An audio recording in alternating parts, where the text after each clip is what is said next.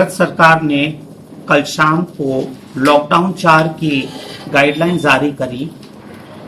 उसके तहत उन्होंने कुछ एक्टिविटीज जो थी सभी जगह प्रतिबंधित की, कुछ मना करी और बाकी सारी गाइडलाइंस के लिए राज्य सरकार को अधिकृत किया कि वो राज्य में संक्रमण को देखते हुए कंटेनमेंट जोन्स बनाएं और शेष एरियाज को रेड, ऑरेंज और ग्रीन जोन में करें और अपने स्तर पे डिसाइड करें कि क्या गतिविधियां अनुमत हों और क्या नहीं।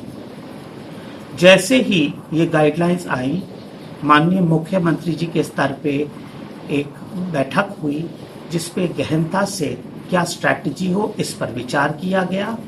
आज पुनः प्रातः उनके स्तर पे बैठक हुई और राज्य सरकार की स्ट्रैटेजी अंतिम की गई, जिसके आधार पे गाइडलाइंस तैयार कर अब जारी की जा रही है। राज्य सरकार ने जो अभी गाइडलाइन जारी की हैं, ये 3 सिद्धांतों पर आधारित है। पहला है कि कोरोना के संक्रमण के फैलाव की रोकथाम किस प्रकार से किए जाए और इसके लिए क्या सुरक्षात्मक कदम उठाए जाए। दूसरा है आजीविका सुनिश्चित करने के लिए किस प्रकार से आर्थिक गतिविधियां पुनः आरंभ की जाएं। और तीसरा है कि अब लॉकडाउन के 8 हफ्ते हो गए हैं और सारे लोग भली भांति कोरोना के खतरे से वाकिफ हो चुके हैं। उनको पता है इसके लिए क्या एहतियात लेने चाहिए, क्या सार्वजनिक स्थानों पर और कार्यस्थलों पर किस प्रकार से पूर्ण सतर्कता और सावधानी रखनी चाहिए। अब जो गैर जिम्मेदार हैं वो अपने और अपने परिवार को तो जोखिम में डाल ही रहे हैं, परंतु वो और लोगों के लिए भी खतरा होंगे। सरकार को सबकी चिंता है, इसलिए जो कोई भी दिए गए सुरक्षात्मक उपायों का उल्लंघन करेगा जब कभी भी घर से बाहर आए, सार्वजनिक स्थान पे या कार्यस्थल पे, उनके विरुद्ध काफी सख्त कार्रवाई की जाएगी। ये पूरा जो व्यवस्था की गई है ये सेल्फ रेगुलेशन के आधार पे की गई है। जो गाइडलाइंस बनी है लॉकडाउन 4 के लिए, राजस्थान के लिए, इनको आप लोग ओपनिंग 1.0 के रूप में देखें, क्योंकि अब हर चीज आरंभ की जा रही है। कुछ प्रतिबंध हैं जो समस्त राज्य में लागू रहेंगे, जैसे कि किसी भी स्थान पर 5 या उससे अधिक व्यक्ति एकत्रित नहीं हो सकते हैं। रोज शाम को 7 बजे से लेके प्रातः 7 बजे तक कोई भी व्यक्ति बाहर नहीं निकल सकता है। ये कर्फ्यू वाली स्थिति रहेगी। शैक्षणिक, कोचिंग संस्थान, hotel, cinema hall, shopping malls, gym आदि ये सब बंद रहेंगे। किसी भी प्रकार का समारोह आयोजित नहीं होगा, चाहे सामाजिक हो, राजनीतिक हो, स्पोर्ट्स का हो, कोई पार्टी हो, किसी भी प्रकार की पार्टी, बर्थडे पार्टी नहीं आयोजित हो सकती।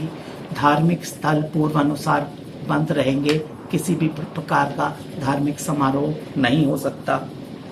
पान, गुटखा, तंबाकू के विक्रय पर पूर्ण रोक रहेगी।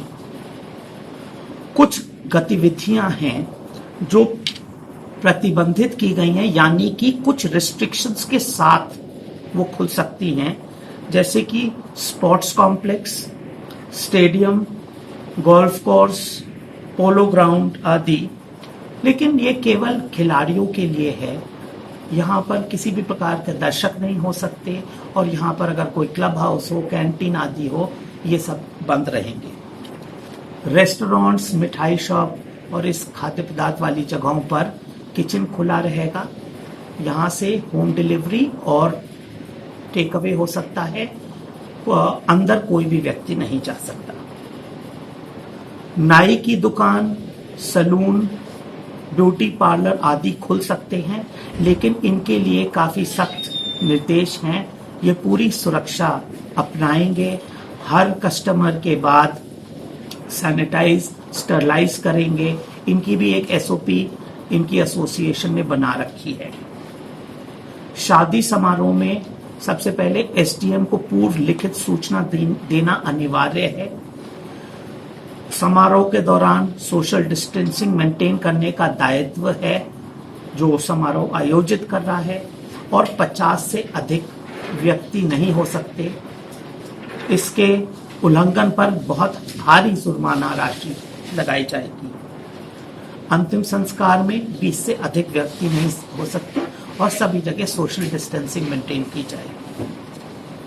मैंने आपको बता दिया कि क्या परमिटेड नहीं है या क्या परमिटेड है शर्तों के साथ। इसके बाद सब कुछ परमिटेड है। तो अब आपको ये नहीं पूछना कि क्या क्या अनुमत है, किसी को नहीं पूछना। आप देखिए नेगेटिव लिस्ट पे कि क्या प्रतिबंधित है, और जो नहीं है वो सब अब खुल सकता है। और हर चीज के साथ शर्तें जुड़ी हुई हैं। जहां संक्रमण अधिक फैला हुआ है वहां उसको कंटेनमेंट जोन कहते हैं और वहां कर्फ्यू लगाया गया है। यहां किसी भी प्रकार की गतिविधि या आवागमन या लोगों का बाहर निकलना अनुमत नहीं है। केवल आवश्यक वस्तुओं और सामग्री की आपूर्ति ही होगी। बाकी एक रेड जोन है। रेड जोन में कुछ रिस्ट्रिक्शंस है, जैसे कि आवश्यक विभागों या कार्यालयों को छोड़कर शेष में 50% कर्मचारी आएंगे, शेष वर्क फ्रॉम होम करेंगे। इसी प्रकार से निजी कार्यालयों में भी 50% स्टाफ अब आ सकता है, पहले 33% था। पार्क अभी नहीं खुलेंगे और बस, टैक्सी, ऑटो रिक्शा अभी रेड जोन में अनुमत नहीं है। ऑरेंज जोन में ये अनुमत हैं, बस, टैक्सी, ऑटो रिक्शा वगैरह, और पार्क खुल सकेंगे। ऑफिसों में 2/3 स्टाफ तक आ सकता है।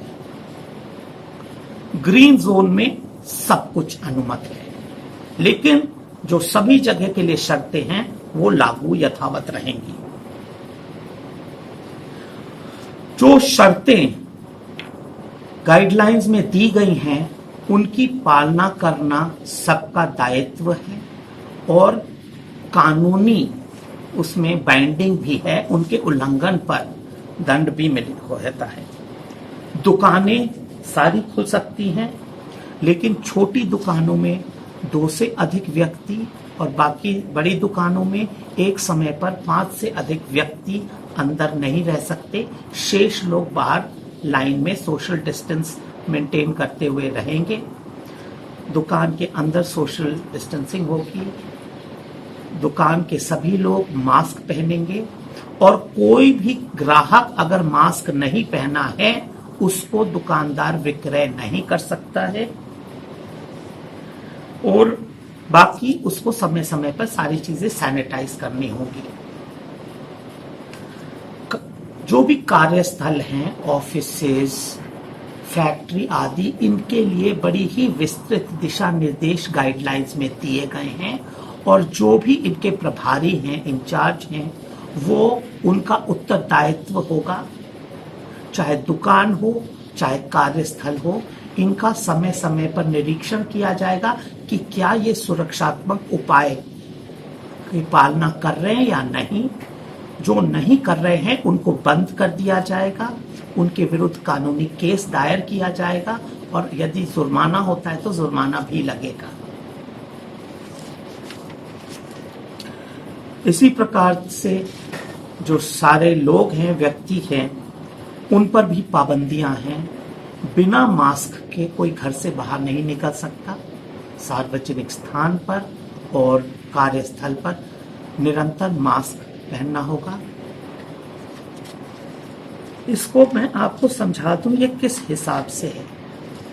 ये कोरोना का संक्रमण जो है आप पास आते हो तो दूसरे से आपको इन्फेक्शन मिलता है। इन्फेक्शन नाक या मुंह से आता है। तो एक तो जो बात आई है सोशल डिस्टेंसिंग की कि 2 गज की दूरी, तो अगर आप उतने दूर रहे तो आप सेफ रहेंगे। सेकेंडली, आप मास्क पहने हैं तो कोई संक्रमण आपके मुंह में या नाक में नहीं जाएगा, तो आप सुरक्षित रहेंगे। तीसरा, जब आप वैसी चीजें छूते हैं जिनको अन्य लोगों ने छुआ है, तो आप इसके लिए सैनिटाइजेशन, हाथ धोना साबुन से समय समय पर आवश्यक है। ये सब लोग अगर सुरक्षात्मक कदम उठाएंगे तो ही सब सुरक्षित रह सकते हैं। और ये ध्यान में रखिएगा कि कोरोना है, इससे घबराना नहीं। आप पूरी सावधानी बरतेंगे तो सब लोग आराम से काम कर सकते हैं। और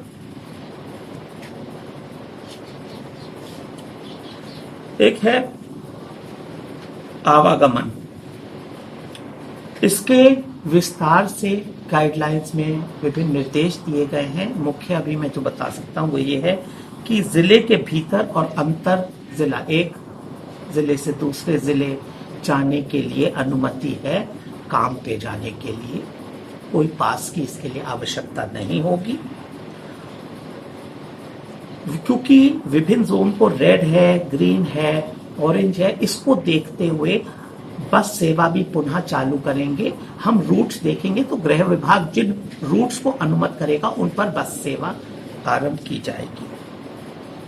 एक और इम्पोर्टेंट बिंदु है, पहले वाहन संख्या में यात्री जो थे निर्धारित किए गए थे, जो वाहन क्षमता है उसके अनुसार यात्री ट्रैवल कर सकते हैं। यदि उससे अधिक हुआ तो उस वाहन के खिलाफ और लोगों के खिलाफ कार्रवाई की जाएगी, वाहन जब्त भी किया जा सकता है। राज्य से बाहर जाने के लिए या राज्य में बाहर आने के लिए विस्तार से निर्देश गृह विभाग ने 11 मई को जारी किए गए हैं, वो लागू रहेंगे। ये सारी व्यवस्था जो है ये इस पर निर्भर है कि लोग पूर्ण सतर्कता बरतेंगे और साथ में अब वापस नॉर्मल सी में आएंगे कि ठीक है कोरोना का है, थोड़ा ध्यान रखिएगा। आजकल कोरोना में एसिम्प्टोमेटिक केसेस आ गए, यानी कि दूसरे में अंदर इन्फेक्शन है पर लक्षण नहीं है, तो ना उसको पता रहता है ना आपको पता रहता है। इसके लिए अगर आप मास्क पहनेंगे और किसी और व्यक्ति से 6 फीट की दूरी रखेंगे, आप सुरक्षित रहेंगे। आप सुरक्षित रहेंगे तो आपका परिवार सुरक्षित रहेगा। धन्यवाद।